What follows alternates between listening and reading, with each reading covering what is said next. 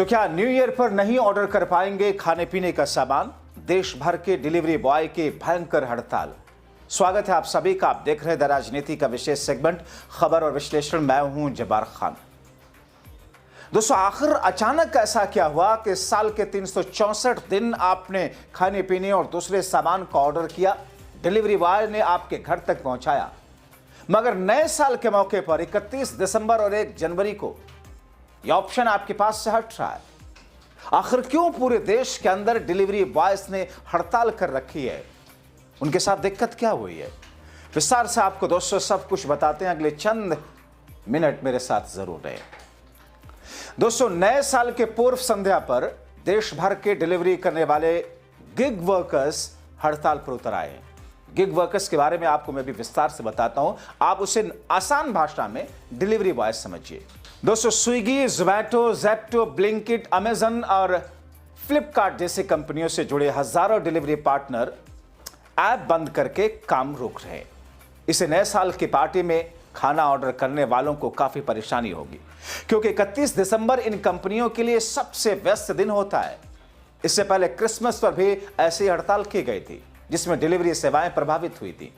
यह हड़ताल तेलंगाना के gig and platform workers union यानी कि TGPW और Indian federation of app based transport workers यानी कि IFTA के बैनर तले हो रही है।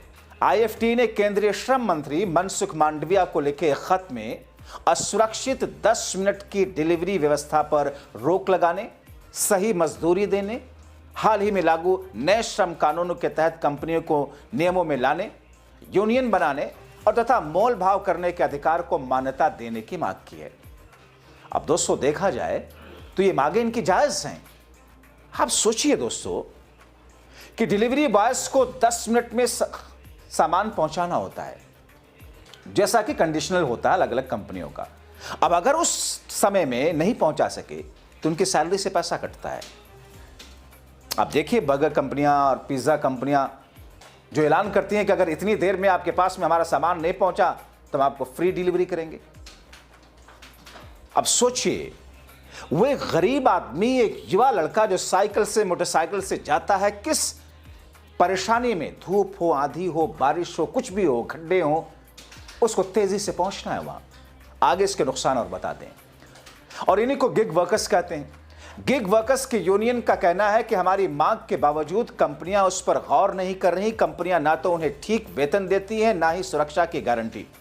10 मिनट की डिलीवरी वाले मॉडल सड़कों पर गिग वर्कर्स के लिए हादसों की वजह बन रहे हैं। धूप में, ठंड में, बारिश, दिन रात डिलीवरी के बाद कंपनी की तरफ से बीमा या हेल्थ इंश्योरेंस जैसी सुविधाएं तक नहीं होती।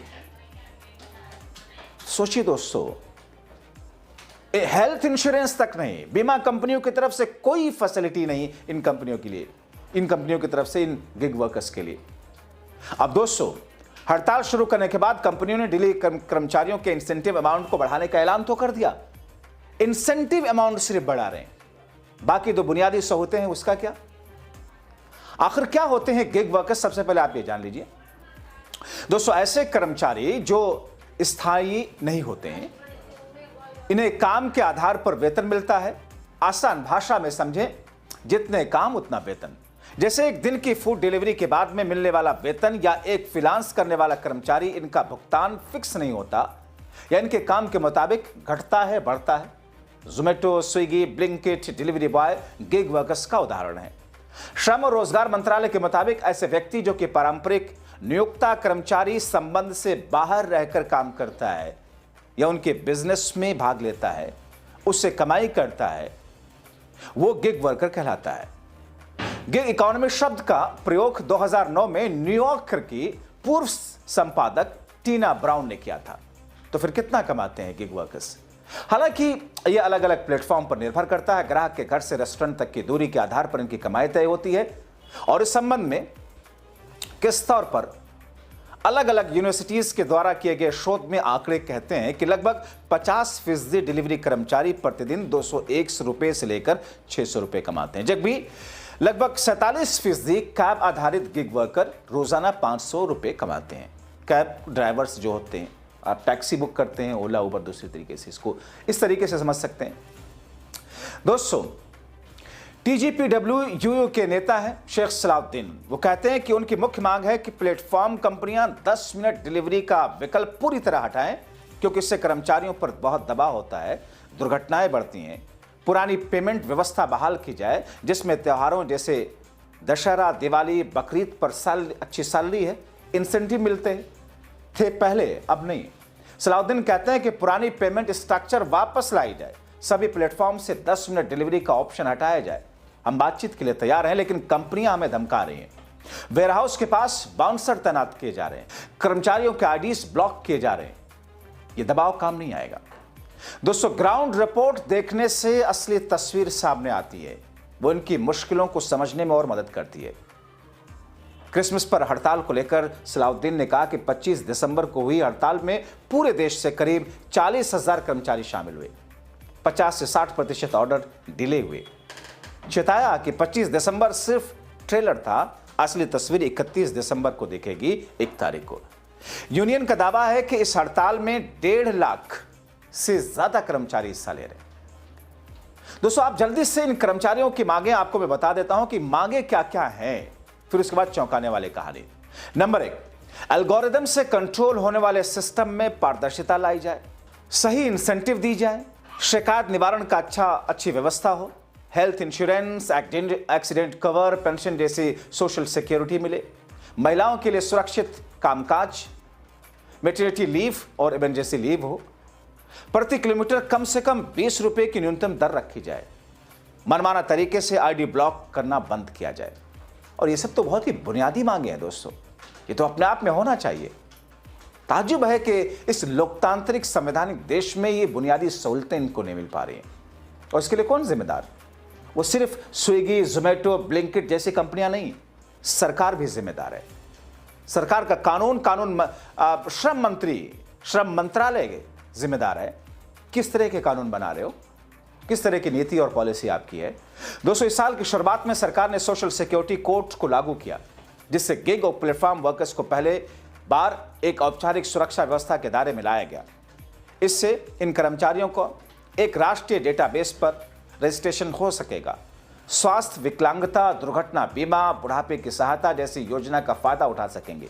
इसका मकसद लोगों, कर्मचारियों को उनकी गैर परंपरागत नौकरी के बावजूद बुनियादी सुरक्षा देना है। सोशल सिक्योरिटी कोड 2020 के तहत पहली बार गिग वर्कर्स, प्लेटफॉर्म वर्कर्स और एग्रीमेंट कंपनियों की परिभाषा दी गई थी। दोस्तों, इस कोड में गिग और प्लेटफॉर्म वर्कर्स के लिए एक सोशल सिक्योरिटी फंड बनाने की योजना है, जिसमें केंद्र और राज्य सरकारें कंपनियों की सामाजिक जिम्मेदारी की राशि, जुर्माने आदि से पैसा आएगा। अमेजन, फ्लिपकार्ट, स्विगी, जोमेटो जैसी एग्रीगेटर कंपनियों को अपनी सालाना कमाई का 102% इस फंड में देना होगा, लेकिन कुल योगदान कर्मचारियों को दी जाने वाली राशि के 5% से ज्यादा नहीं होगा। तो ऐसी स्थिति में दोस्तों, मैं इसे इसीलिए लिखा क्योंकि हड़ताल चल रही है, सरकार को देखना होगा कि आप इनकी मांगों के साथ खड़े हैं। अपनी राय जरूर लिखें। अंत तक वीडियो देखने के लिए शुक्रिया।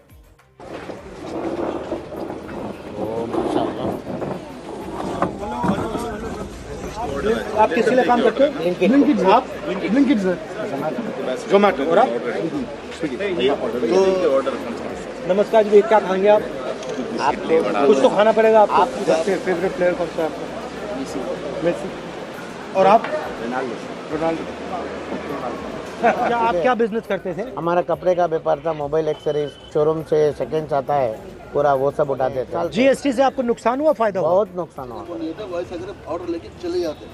और मेरे 3 बच्चे हैं, मेरी माँ है। 15 रुपीज़ का आप तो आप कर दो। और इसमें हमारा 100 रुपये के काम का है। हमारा जो व्यापार है वो छोटा छोटा काम,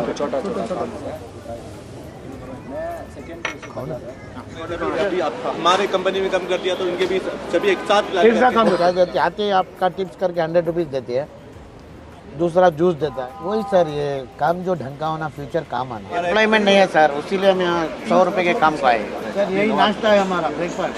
सवेरे 6 बजे उठ के आए, हम ब्रेकफास्ट कर रहे हैं, वो भी हमको नसीब नहीं मिला।